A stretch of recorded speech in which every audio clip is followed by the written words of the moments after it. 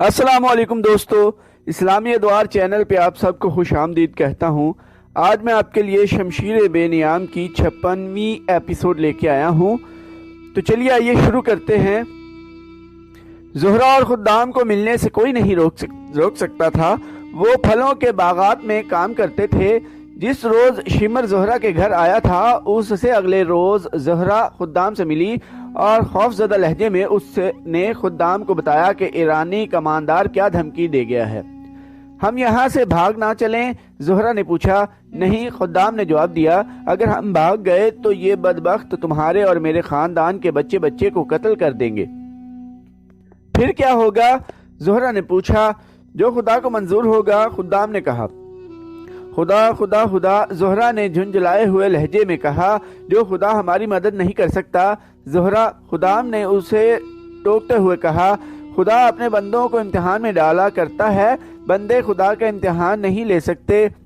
خدام گہری سوچ میں کھو گیا۔ یہ تو ہو نہیں سکتا کہ تم اس آتش پرست شمر کا مقابلہ کرو گے، زہرا نے کہا۔ خدام گہری سوچ میں کھویا رہا۔ سوچتے کیا ہو؟ زہرا نے کہا۔ تم اس شخص کو قتل تو نہیں کر سکتے، ہمارے سامنے ایک ہی راستہ ہے۔ خدا نجات کا راستہ بھی دکھا دے گا، خدام نے کہا۔ تمہیں ایک اور راستہ میں دکھا سکتی ہوں، زہرا نے کہا۔ مجھے اپنی تلوار سے قتل کر دو اور تم زندہ رہو۔ تھوڑی سی قربانی دو، خدام نے کہا۔ میں اس نفرت کا اندازہ کر سکتا ہوں جو شمر کے خلاف تمہارے دل میں بھری ہوئی ہے، لیکن اس پر یہ ظاہر کرو کہ تم اسے پسند کرتی ہو۔ اسے دھوکے میں رکھو، میں کچھ دنوں کے لیے غائب ہو جاؤں گا۔ کہاں جاؤ گے؟ زہرا نے پوچھا۔ کیا کرنے جاؤ گے؟ مجھ سے ہر بات نہ پوچھو زہرا، خدام نے کہا۔ میں خدائی مدد حاصل کرنے جا رہا ہوں۔ خدا کی قسم، خدام، زہرا نے اس کے کندھے پر ہاتھ رکھ کر کہا۔ اگر تم نے مجھے دھوکہ دیا تو میری بدروح تمہیں چین سے جینے نہیں دے گی۔ میں ایک دن کے لیے بھی اس کافر کی بیوی نہیں بن کر رہوں گی۔ اس کی بیوی بننے کا مطلب یہ ہے کہ مجھ سے تم ہی نہیں میرا مذہب بھی چھین جائے گا۔ اگر تم مذہب کی اتنی پکی ہو تو خدا ہماری مدد کو آئے گا، خدام نے کہا۔ خدام، زہرا نے مایوسی کے لہجے میں کہا۔ میں مذہب کی تو پکی ہوں، لیکن خدا پر میرا عقیدہ متزلزل ہوتا جا رہا ہے۔ خدام کچھ اور کہنے ہی لگا تھا کہ باغ میں کام کرتے ہوئے لوگوں میں ہڑبونگ سی مچ گئی۔ 3-4 آدمیوں نے خدام کو پکارا۔ زہرا اٹھی اور وہیں سے پودوں میں غائب ہو گئی۔ خدام نے اٹھ کر دیکھا، کچھ دور پر ایرانی کماندار شمر اپنے گھوڑے پر سوار آ رہا تھا۔ اس نے دور سے ہی کہا تھا کہ خدام کو اس کے پاس بھیجا جائے۔ خدام آہستہ آہستہ چلتا شمر کی طرف گیا۔ تیز چلو، شمر نے گھوڑا روک کر دور سے کہا۔ خدام نے اپنی چال نہ بدلی۔ شمر نے ایک بار پھر گرج کر اسے تیز چلنے کو کہا۔ خدام اپنی ہی رفتار چلتا رہا۔ شمر گھوڑے سے کود کر اترا اور کلہوں پر ہاتھ رکھ کر کھڑا ہو گیا۔ باغ میں کام کرتے ہوئے مسلمان دم بخود دیکھتے رہے۔ انہیں معلوم تھا کہ شمر خدام کی ہڈی پسلی ایک کر دے گا، لیکن خدام جب اس کے سامنے جا رکا تو شمر نے ہاتھ بھی نہ اٹھایا۔ دیکھ کمینے انسان، شمر نے خدام سے حقارت کے لہجے میں کہا۔ میں تمہارے باپ پر اور تمہاری جوانی پر رحم کرتا ہوں۔ آج کے بعد میں تمہیں اس لڑکی کے ساتھ نہ دیکھوں۔ اگر تم نے مجھے اس لڑکی کے ساتھ دیکھ لیا تو کیا ہوگا؟ خدام نے پوچھا۔ پھر میں تمہارے منہ پر 1-2 تھپڑ نہیں ماروں گا، شمر نے پوچھا۔ تمہیں درخت کے ساتھ الٹا لٹکا دوں گا، جاؤ، میری نظروں سے دور ہو جاؤ۔ شمر گھوڑے پر سوار ہوا اور چلا گیا۔ خدام وہیں کھڑا اسے دیکھتا رہا۔ خدام، اسے کسی نے بلایا اور کہا، ادھر آ جاؤ۔ پھر اسے 3-4 آدمیوں کی آوازیں سنائی دیں۔ آ جاؤ خدام، آ جاؤ۔ وہ پیچھے مڑا اور لوگوں کے پاس جا رکا۔ سب اس سے پوچھنے لگے کہ شمر نے کیا کہا تھا۔ خدام نے انہیں بتایا۔ سب جانتے تھے کہ خدام کا جرم کیا ہے۔ اگر یہ مسلمان آزاد ہوتے، ان کی اپنی حکومت ہوتی اور یہ معاشرہ ان کا اپنا ہوتا تو وہ خدام کو برا بھلا کہتے کہ وہ کسی کی نوجوان بیٹی کو اپنے پاس بٹھائے ہوئے تھا، لیکن وہاں صورت مختلف تھی۔ انہیں یہ بھی معلوم تھا کہ خدام برے چال چلن کا نوجوان نہیں، اس مظلومیت میں بھی مسلمان متحد تھے۔ لیکن باغ میں کام کرنے والوں میں سے ایک نے کہا کہ یہ آتش پرست ادھر کیا لینے آیا تھا؟ اسے ادھر لایا گیا تھا، ایک نے کہا، اور لانے والا کوئی ہم میں سے ہی تھا۔ معلوم کرو وہ کون ہو سکتا ہے؟ ایک بوڑھے نے کہا، یہاں سوال ایک لڑکی اور لڑکے کا نہیں، یہ ظالم اور مظلوم کا معاملہ ہے، یہ ہماری آزادی اور خودداری کا معاملہ ہے۔ اگر اس شخص نے اس ذرا سی بات پر مخبری کی ہے تو کل وہ بہت بڑی غداری کر سکتا ہے۔ سب پر خاموشی طاری ہو گئی۔ ایک ادھیڑ عمر عورت نے جو ان آدمیوں کے پیچھے کھڑی تھی بول پڑی، میں بتاتی ہوں وہ کون ہے۔ اس عورت نے کہا اور ان آدمیوں میں بیٹھے ہوئے ایک آدمی کی طرف دیکھنے لگی۔ عورت نے ہاتھ لمبا کر کے انگلی سے اس کی طرف اشارہ کیا اور پوچھا، ابو نصر، تم وہاں اس ٹیکری کے پیچھے کھڑے کیا کر رہے تھے؟ ابو نصر کے ہونٹ ہلے لیکن وہ کچھ کہہ نہ سکا۔ اسی سے سب سمجھ گئے کہ یہ شخص آتش پرستوں کا مخبر ہے۔ اس نے آخر اس الزام کو تسلیم نہ کیا۔ میں تمہیں دیکھ رہی تھی، اس عورت نے کہا، تم ٹیکری کے پیچھے غائب ہو گئے اور وہاں سے شمر نکلا۔ دیکھ ابو نصر، ایک بوڑھے نے کہا، ہمیں کوئی ڈر نہیں کہ اب تم شمر کو یہ بھی جا کر بتاؤ گے کہ ہم نے تمہیں مخبر اور غدار کہا ہے۔ یہ سوچ لو کہ آتش پرست تمہیں گلے نہیں لگائیں گے، وہ کہتے ہوں گے تم ان کے غلام ہو اور اپنی قوم کے خلاف مخبری اور غداری تمہارا فرض ہے۔ ابو نصر نے سر جھکا لیا۔ اس پر تانوں اور گالیوں کے تیر برسنے لگے۔ جس کے منہ میں جو آیا اس نے کہا۔ آخر ابو نصر نے سر اٹھایا۔ اس کا چہرہ آنسوؤں سے دھلا ہوا تھا اور آنسو بہے چلے جا رہے تھے۔ ندامت کے یہ آنسو دیکھ کر سب خاموش ہو گئے۔ تمہیں آخر کتنا انعام ملتا ہوگا؟ ان کے ایک بزرگ نے پوچھا۔ کچھ بھی نہیں، ابو نصر نے سسکی لینے کے انداز میں کہا، میں نے یہ پہلی مخبری کی ہے۔ اگر تم لوگ مجھے موت کی سزا دینا چاہو تو مجھے قبول ہے۔ ہم پوچھتے ہیں کیوں؟ ایک نے کہا، آخر تم نے یہ حرکت کیوں کی؟ میری مجبوری، ابو نصر نے جواب دیا۔ پرسوں کی بات ہے، اس کماندار نے مجھے راستے میں روک کر کہا تھا کہ میں زہرا کے گھر پر نظر رکھوں۔ اس کا مطلب یہ تھا کہ میں دیکھتا رہوں کہ زہرا گھر سے بھاگ نہ جائے اور اسے کسی جوان آدمی کے ساتھ الگ تھلگ کھڑا دیکھوں تو اسے اطلاع دوں۔ میں نے اسے کہا کہ میں اس لڑکی پر نظر رکھوں گا، لیکن میری 2 بیٹیوں پر کون نظر رکھے گا؟ میں نے کہا کہ شاہی فوج کے کماندار اور سپاہی ہماری بیٹیوں کو بری نظر سے دیکھتے رہتے ہیں۔ شمر میری بات سمجھ گیا۔ اس نے کہا کہ تمہاری بیٹیوں کو کوئی شاہی فوجی آنکھ اٹھا کر بھی نہیں دیکھے گا۔ اس نے میرے ساتھ پکا وعدہ کیا کہ وہ میری بیٹیوں کی عزت کی حفاظت کا پکا انتظام کرے گا۔ یہ میرے لیے بہت بڑا انعام تھا۔ خدا کی قسم، بوڑھے نے کہا، تم اس قابل نہیں ہو کہ تمہیں مسلمان کہا جائے۔ تم نے اپنی بیٹیوں کی عزت بچانے کے لیے اپنے بھائی کی بیٹی کی عزت کا خیال نہ کیا۔ تجھ پر خدا کی لعنت ہو ابو نصر۔ ایک اور بولا، تو جانتا ہے کہ ان آتش پرستوں کے وعدے کتنے جھوٹے ہوتے ہیں۔ ان میں تمہیں ایک بھی نہیں ملے گا جو کسی مسلمان سے وفا کرے گا۔ اپنی بیٹیوں کی عزت کی حفاظت کے لیے ہم خود موجود ہیں۔ ایک اور نے کہا، تمہاری بیٹیاں ہماری بیٹیاں ہیں، میں اسے معاف کرتا ہوں۔ زہرا کے باپ سعود نے کہا، اور میں بھی ابھی معاف کرتا ہوں۔ خدام بولا، خدا کی قسم میں شمر سے انتقام لوں گا۔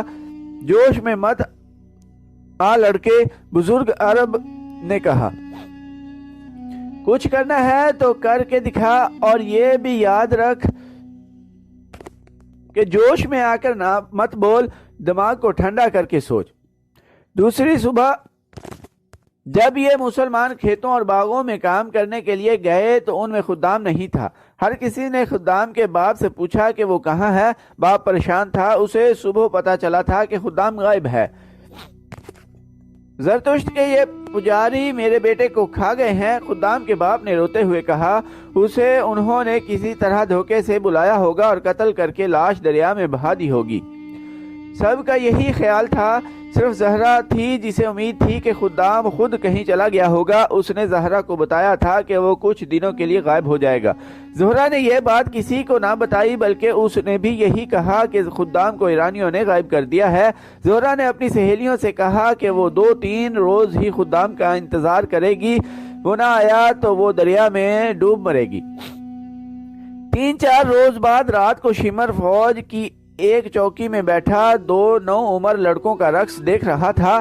ایران کے شاہی درباروں میں ایسے لڑکوں کا رقص مقبول تھا جن کے جسم لڑکیوں کی طرح دلکش، گداز اور لچکدار ہوتے تھے۔ انہیں ایسا لباس پہنایا جاتا تھا جس میں وہ نیم عریاں رہتے تھے۔ شمر شاہی خاندان کا فرد تھا۔ اس رات یہ 2 لڑکے اس نے اپنے سپاہیوں کے لیے بلوائے تھے۔ شراب کا دور چل رہا تھا۔ شاہی چیخ چیخ کر داد دے رہے تھے۔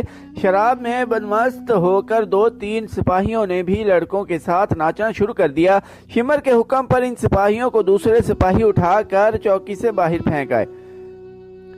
یہ چوکی چھوٹا سا ایک قلعہ تھا، لیکن اس کے دروازے رات کو بھی کھلے رہتے تھے۔ ایرانیوں کو کسی دشمن کے حملے کا خطرہ نہیں تھا۔ وہ اپنے آپ کو ناقابل تسخیر سمجھتے تھے۔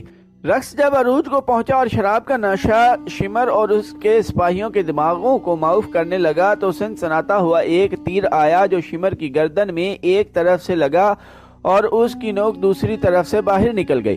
شمر دونوں ہاتھ اپنی گردن پر رکھ کر اٹھا۔ سپاہیوں میں ہڑبونگ مچ گئی۔ وہ سب شمر کے ارد گرد اکٹھے ہو گئے۔ 3-4 اور تیر آئے، 3-4 چیخیں سنائی دیں۔ پھر ان ایرانیوں پر جیسے قیامت ٹوٹ پڑی۔ انہیں سنبھلنے کا موقع ہی نہ ملا اور وہ کٹنے لگے۔ ان میں سے جو بھاگ کر دروازوں کی طرف گئے وہ دروازوں میں کٹ گئے۔ چوکی والوں کو کہیں سے بھی مدد نہیں مل سکتی تھی۔ کسی بھی دروازے سے کوئی باہر نہیں نکل سکتا تھا۔ انہیں ہتھیار اٹھانے کی تو مہلت ہی نہیں ملی تھی۔ اس حملے میں جو بچ گئے وہ زمین پر لیٹ گئے۔ یہ ایک طوفان تھا۔ جب گولہ جو غیر متوقع طور پر آیا اور جب گزر گیا تو اپنے ساتھ وہ تمام مال اور دولت جو اس چوکی میں تھی لے گیا۔ پیچھے لاشیں رہ گئیں، یا تڑپتے ہوئے زخمی، یا وہ اچھے بھلے ایرانی سپاہی جو جان بچانے کے لیے لاشوں اور زخمیوں میں لیٹ گئے تھے۔ صبح ہوئی۔ مسلمان کھیتوں اور باغوں میں کام کرنے کے لیے گھروں سے نکل رہے تھے کہ گھوڑ سوار ایرانی فوج نے ان کی بستی کو گھیرے میں لے لیا۔ دوسری چوکی کو اس وقت اس چوکی پر حملے کی اطلاع ملی تھی جب حملہ آور اپنا کام کر کے بہت دور نکل گئے تھے۔ مسلمانوں کو کام پر جانے سے روک لیا گیا۔ ایرانی فوجیوں نے مردوں کو الگ اکٹھا کر کے کھڑا کر دیا اور ان کے گھروں سے عورتوں کو باہر نکال کر مردوں سے دور کھڑا رہنے کا حکم دیا۔ فوجی ان کے گھروں میں گھس گئے اور اس طرح تلاشی لی جیسے ان کے مکانوں کے فرش بھی کھود کر دیکھے ہوں۔ انہیں کسی گھر سے کوئی ایسی چیز نہ ملی جو شک پیدا کرتی۔ البتہ سپاہیوں کو اپنے کام کی جو چیزیں نظر آئیں وہ انہوں نے اٹھا لی۔ پھر انہوں نے عورتوں اور مردوں کو اکٹھا کھڑا کر کے انہیں دھمکیاں دیں۔ مسلمانوں کے ساتھ یہ سلوک ان کے لیے نیا نہیں تھا۔ کسی نہ کسی بہانے ان کے گھروں کی تلاشی ہوا کرتی تھی۔ اس کے بعد انہیں اسی طرح دھمکیاں ملتی تھیں، لیکن اب ایرانیوں کو معقول بہانہ ملا تھا۔ رات ابلا کی ایک مضافاتی فوجی چوکی پر بہت سے آدمیوں نے شب خون مارا ہے۔ ایک عمرانی کماندار نے مسلمانوں سے کہا، ہمارا ایک کماندار اور 60 سپاہی مارے گئے ہیں اور بہت سے زخمی ہوئے ہیں۔ اگر تم میں کوئی مرد یا عورت اس گروہ کے کسی ایک آدمی کو بھی پکڑو گے اسے انعام ملے گا۔ نقد انعام کے علاوہ اسے اس فصل کا آدھا حصہ ملے گا۔ اس نے سب پر نگاہ دوڑائی اور پوچھا، ایک دوسرے کو دیکھ کر بتاؤ تم میں کون غیر حاضر ہے؟ سب نے ادھر ادھر دیکھا، لیکن وہ یہ نہیں دیکھ رہے تھے کہ کون غیر حاضر ہے۔ ان کی نگاہیں خدام کو ڈھونڈ رہی تھیں۔ وہ 3-4 دنوں سے بستی سے غائب تھا۔ سب نے دیکھا خدام وہاں موجود تھا۔ سب نے سکون کی سانس لی۔ پھر بہت سی آوازیں اٹھیں کہ کوئی بھی غیر حاضر نہیں۔ ایرانی فوجیوں کے جانے کے بعد جنہیں معلوم تھا کہ خدام 3-4 روز غائب رہا ہے، وہ باری باری اس سے پوچھنے لگے کہ وہ کہاں چلا گیا تھا۔ میں شمر کے ڈر سے بھاگ گیا تھا۔ خدام نے ہر کسی کو یہی ایک جواب دیا۔ اس کے باپ نے سب کو بتایا کہ خدام گزشتہ رات کے پچھلے پہر آیا تھا۔ اس روز باغ میں کام کرتے ہوئے زہرا اور خدام کام سے کھسک گئے اور اس جگہ جا بیٹھے جہاں انہیں کوئی نہیں دیکھ سکتا تھا۔ زہرا خوشی سے پاگل ہوئی جا رہی تھی اور وہ رہ رہ کر خدام کی بلائیں لیتی تھی۔ یہ کیسے ہوا خدام؟ اس نے خوشی سے لڑکھڑاتی ہوئی زبان سے پوچھا۔ یہ ہوا کیسے؟ اسے اللہ کی مدد کہتے ہیں زہرا۔ خدام نے کہا، اب یہ نہ کہنا کہ خدا مدد نہیں کرتا۔ خدام، زہرا سنجیدہ ہو گئی جیسے اس کے ہونٹوں پر کبھی مسکراہٹ آئی ہی نہ ہو۔ خدام کے چہرے پر نظریں گاڑ کر قدرے پریشان سے لہجے میں بولی، سچ کہو خدام، شمر کے قاتل تم ہی تو نہیں؟ کہتے ہیں رات صحرائی ڈاکوؤں کے بہت بڑے گروہ نے شمر کی چوکی پر اس وقت شب خون مارا تھا جب وہ شراب اور رقص میں بدمست تھا۔ ایسا تو نہیں کہ تم ان ڈاکوؤں سے جا ملے؟ خدام کے اچانک کہکہے نے بنت سعود کی بات پوری نہ ہونے دی۔ وہ ہنستا رہا اور اس نے اپنا بازو زہرا کی کمر میں ڈال کر اسے اپنے ساتھ لگا لیا۔ زہرا پر جذبات کا ایسا آسیب طاری ہوا کہ وہ بھول ہی گئی کہ وہ خدام سے کیا کہہ رہی تھی۔ خدام نے کہکہے میں ایک راز چھپا لیا تھا اور زہرا پر جذبات کا آسیب طاری کر کے یہ راز اس کی آنکھوں کے آگے سے ہٹا لیا تھا۔ زہرا کو یہ خطرہ نظر آیا تھا کہ خدام غیر معمولی طور پر دلیر، غیرت مند اور جسمانی لحاظ سے طاقتور اور پھرتیلا ہے۔ کہیں ایسا تو نہیں ہوا کہ وہ شمر کو قتل کرانے کے لیے ڈاکوؤں کے گروہ سے جا ملا ہو؟ اس زمانے میں صحرائی ڈاکوؤں کے گروہ فوجی دستوں کی طرح اپنی کارروائیاں کرتے تھے۔ وہ مسافروں کے قافلوں کو لوٹتے اور اگر فوج کے مقابلے میں آ جاتے تو جم کر مقابلہ کرتے اور لڑتے لڑتے یوں غائب ہو جاتے تھے جیسے انہیں صحرا کی ریت اور ریتلے ٹیلوں نے نگل لیا ہو۔ زہرا نے کئی بار دیکھا تھا کہ 2-3 اجنبی مسافر آئے اور یہ بتا کر کہ وہ بہت دور جا رہے ہیں کسی مسلمان کے گھر ٹھہرے اور صبح ہوتے ہی چلے گئے۔ وہ جب بھی آتے تھے خدام اور اس جیسے 3-4 نوجوان زیادہ وقت ان کے ساتھ گزارتے اور ان کے جانے کے بعد یہ نوجوان پراسرار سی سرگرمیوں میں مصروف ہو جاتے تھے۔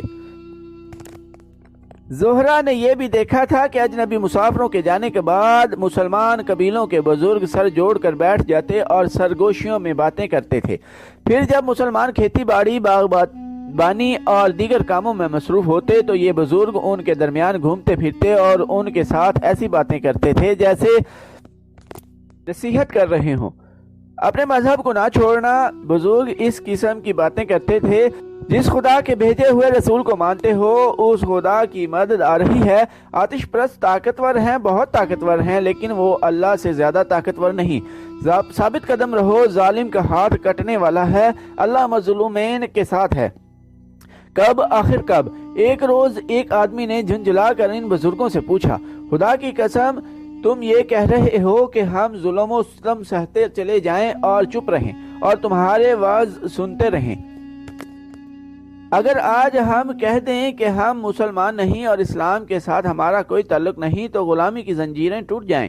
خدا کی مدد آ رہی ہے، کب آ رہی ہے؟ تو دوستو آج کی ایپیسوڈ ادھر ہی ختم کرتے ہیں۔ چینل کو سبسکرائب کرنا نہ بھولیے گا، لائک، کمنٹ اور شیئر بھی ضرور کیجیے گا۔ ٹائم دینے کے لیے شکریہ۔ اللہ حافظ۔